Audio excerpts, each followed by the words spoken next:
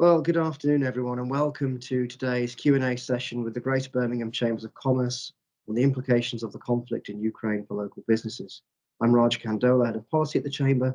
I'd like to welcome you all to today's session. Now, of course, many across the business community are united by their sense of shock at Russia's invasion of Ukraine. Our thoughts are with the people of Ukraine, their loved ones the world over, whose lives have been utterly turned upside down by this crisis.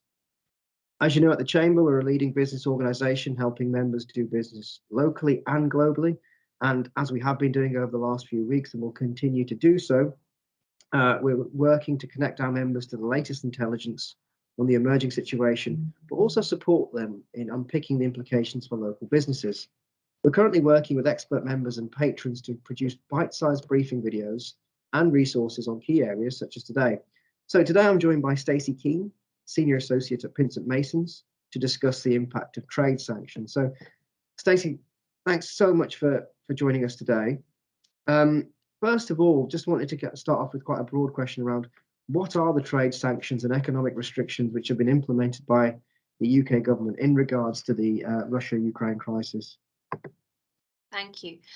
So what the UK government is doing is a coordinated effort with allies, including the US and the EU, to impose increasing sanctions packages to attempt to coerce Russia to refrain from its current actions.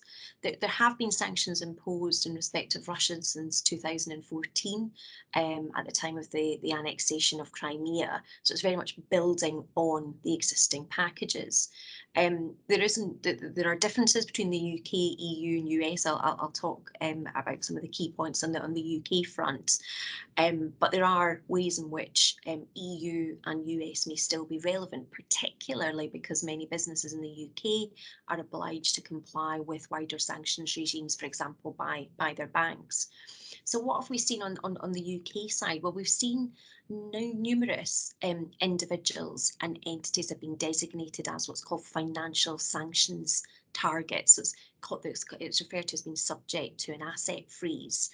And those individuals and entities are essentially, it restricts UK businesses from dealing with them, from making funds available to them, from accepting funds or making particular resources or receiving them. And what we've seen is numerous high profile and high network individuals, CEOs of some of the Russian state owned businesses have been designated. So, for example, the CEO of Gazprom, many Russian banks today, so 24th of March, Gazprom Bank was subject to an asset freeze, so it's become a financial sanctions targets. Political figures, President Putin himself, and also Russian businesses. Now, what's particularly of interest for UK businesses is not just those that feature on the consolidated list of financial sanctions. So if you become subject to an asset freeze, your name goes on that list. But the restrictions that are in place are actually wide enough to capture dealings with businesses that are ultimately owned or controlled by those sanctions targets, even if those businesses aren't themselves the target of the sanctions.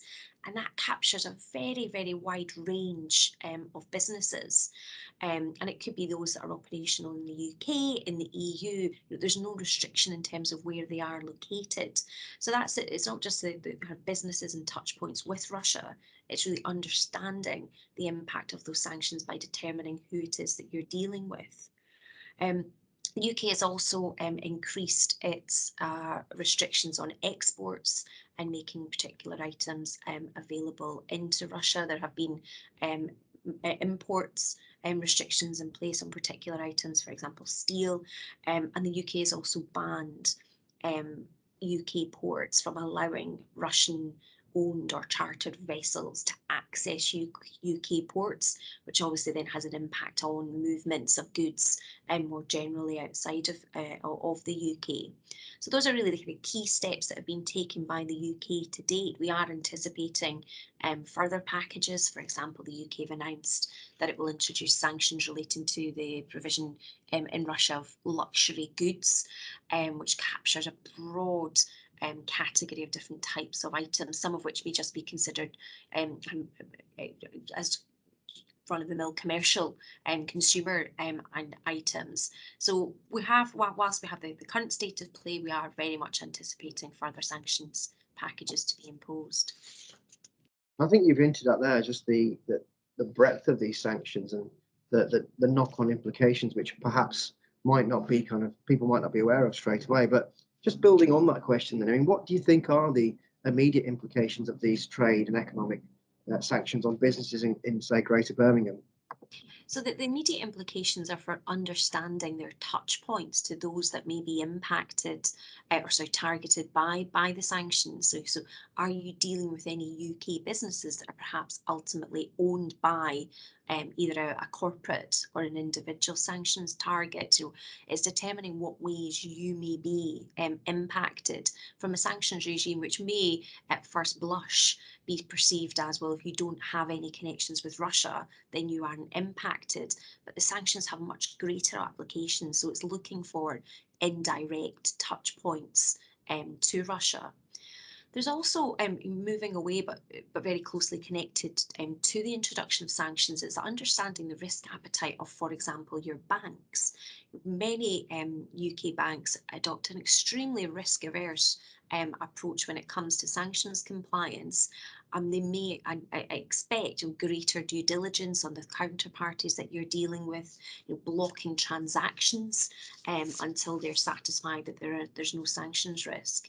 And what we have seen is for those businesses that have any public funding or contracts with public bodies, is really being interrogated and questioned as to touch points with Russia. So I'm aware of many local authorities and government bodies have been issuing questionnaires to elicit information about touch points with Russia and also compliance with sanctions. So it might not just be the breaching the sanctions, there are much wider implications around satisfying third parties that you yourself do as a business do not pose a risk from a sanctions or wider reputational perspective.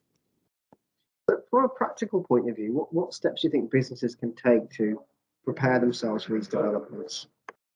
So it's very much your due diligence around identifying across your customer base, your supplier base, your intermediary base, are there any touch points to Russia, either directly or indirectly, and really assessing those relationships, conducting sanctions screening. So sanctions screening is the term that's used to check whether or not the individuals or businesses that you're dealing with feature on the UK's consolidated list of financial sanctions targets. So that's really much a key step.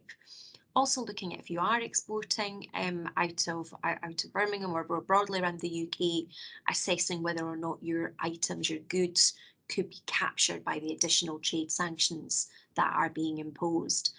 And the third point, that engagement with your banks, engaging also with your insurers to understand their risk appetite. And particularly if you are exporting goods or you're dealing with third parties, you want to get paid for that. So understanding if there is an identified touch point to Russia, even although there might not be a risk of sanctions breach, actually understanding, will your bank accept payment for the underlying transaction? Yeah, thank you, Stacey. And then, I mean, just to finish up, what do you think is the kind of long-term outlook for businesses in our region that trade with Russia and Ukraine? Well, I expect further packages to be imposed. As I say, we're expecting them. We're expecting imminently a new UK package. These packages will be increased. The message from government is that nothing is off the table in terms of the types of further sanctions that can be imposed. But long term, in terms of the longevity of the sanctions remaining in place, whether or not they will be tightened, whether or not they would be relaxed, is very much dependent on the situation in the ground in Ukraine. Stacey, thank you so much. That's been absolutely fantastic. Really, really helpful. Lots of detail there as well.